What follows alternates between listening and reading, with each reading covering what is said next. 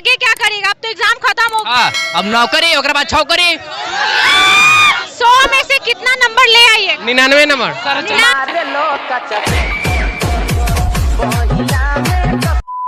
कैसा गया पेपर? एकदम धक्का एकदम हिला दिले। किस